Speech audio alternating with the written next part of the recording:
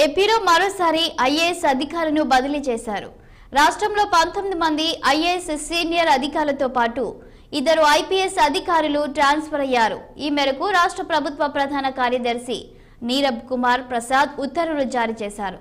గత ప్రభుత్వంలో కీలకంగా వ్యవహరించి అనేక విమర్శలు ఎదుర్కొన్న ఐఏఎస్ అధికారులకు ఈసారి కూడా పోస్టింగ్ దక్కలేదు. తాజాగా బదిలీలు పోస్టింగ్ పొందిన వారిలో Kantilal Dande, Girija Shankar, S Suresh Kumar, Anantharamu, Ram Prakash Sisodia, G Jayalakshmi, Saurabh Gaur, Yuvaraj, Harshavardhan, P Bhaskar, K Kannababu, Vadrevu Vinay Chand, Vivek Yadav, Suryakumari, C Sridhar, J Nivas, Vijayaramaraju, Himanshu Shukla, S Dillirao వంటి అధికారులు ఉన్నారు.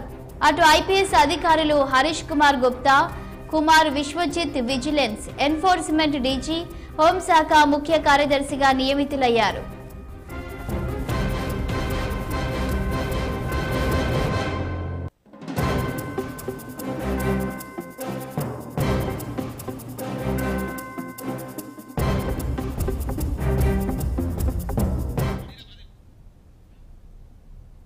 ఇక పలు వార్తాపత్రికల్లోని ప్రధాన అంశాలు చూసే ముందు ఒక చిన్న బ్రేక్ తీసుకుందాం. చూస్తూనే ఉండండి 6 టీవీ.